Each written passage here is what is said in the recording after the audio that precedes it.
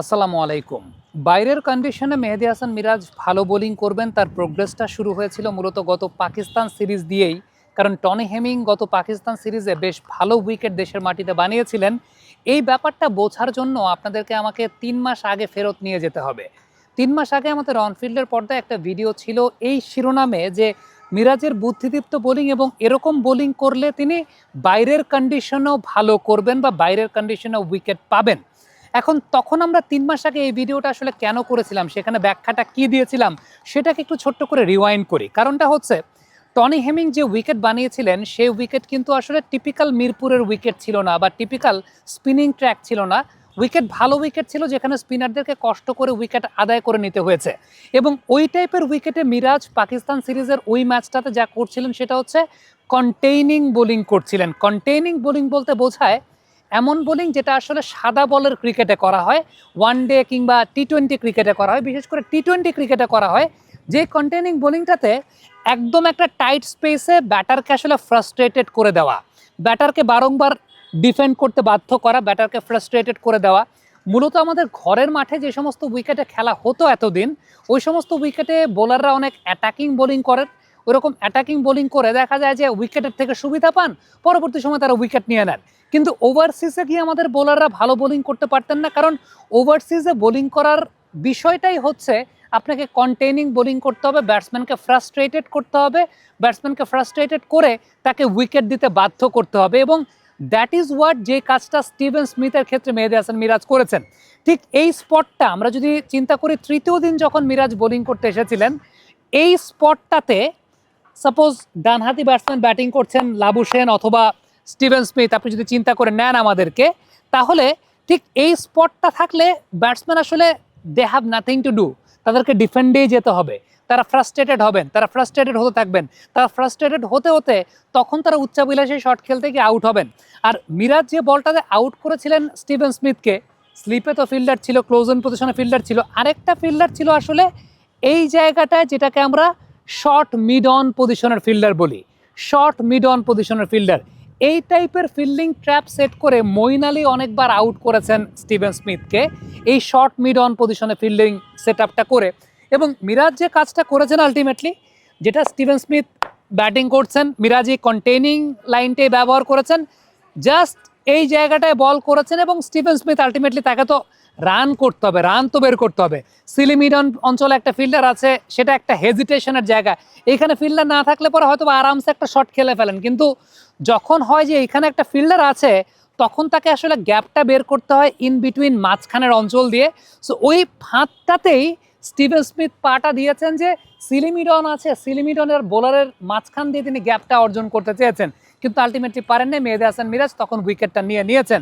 So এই যে containing bowling করে ফ্রাস্ট্রেটেড করা ব্যাটারকে, এটা বাংলাদেশের স্পিনাররা আগে করতে পারতেন না, যে কারণে ওভারসিজ কন্ডিশনে বাংলাদেশ আগে সফল হতো না।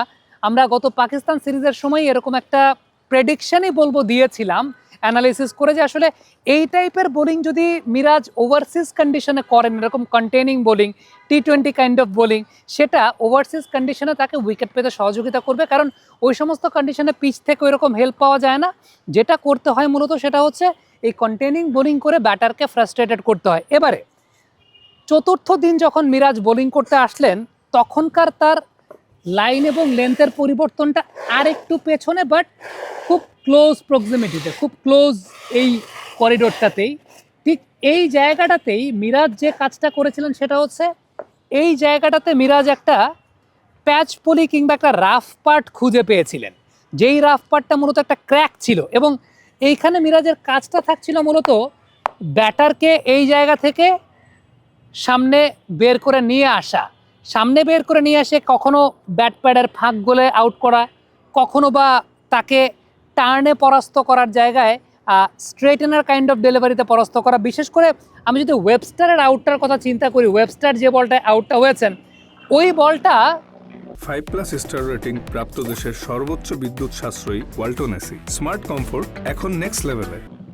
ওয়েবস্টার এক্সপেক্ট করছিলেন, ধরে নেন আপনি এই বলটা, ওয়েবস্টার এক্সপেক্ট করছিলেন যে বলটা টার্ন করবে, কিন্তু বলটা টার্ন করে নাই, বলটা এসেছে স্ট্রেইট। বলটা ওই জায়গাটায় পড়ে গেছে স্ট্রেইট, স্কিট করেছে এবং ওয়েবস্টার আউট হয়েছেন এবং কমেন্টেটর একটা কথা বলছিলেন যে হি ওয়াজ সার্চিং ফর বেলি, মানে তিনি বলের পেটটাকে খুঁজছিলেন, মানে সিমের ব্যতি রেখে যে লেদার পার্টটা, সেই লেদার পার্টটাতে খুঁজছিলেন। ইয়াং ক্রিকেটার্সদের জন্য শিক্ষার জায়গা। মেহেদী হাসান মিরাজ কিন্তু অনেক ভ্যারিয়েশন সাইড স্পিনে ট্রাই করছিলেন। মূলত তিনি খোঁজার চেষ্টা করছিলেন যে বল কখনো সিমে পড়বে, আবার কখনো এই পেটে পড়বে। এখন যে বিষয়টা ঘটে যে ওয়েবস্টারের আউটটা বল পেটে পড়েছে দেখে সে বলটা স্কিট করেছে, সে বলটা স্ট্রেট গেছে, সে বলটা সিমে যদি পড়তো তাহলে সে বলটা টার্ন পেতেন মিরাজ, কিন্তু বলটা পড়েছে পেটে, যে কারণে ওই বলটায় মেহেদী হাসান মিরাজ আসলে টার্ন পান নাই, ওই বলটা স্কিট করে গেছে। এখন এই জায়গাটা যদি আমরা আপনাদেরকে দেখাই যে নর্মালি একজন right arm off break bowler, এটা আপনাকে আসলে সন্ধান করতে হবে। বোলার জানবেন না যে কোন বলটা পেটে পড়বে, কোন বলটা সিমে পড়বে, এটা আপনাকে সন্ধান করে নিতে হবে এবং এটাই আসলে প্র্যাকটিসের জায়গা। এটাই আপনাকে বারংবার প্র্যাকটিস করতে হয়।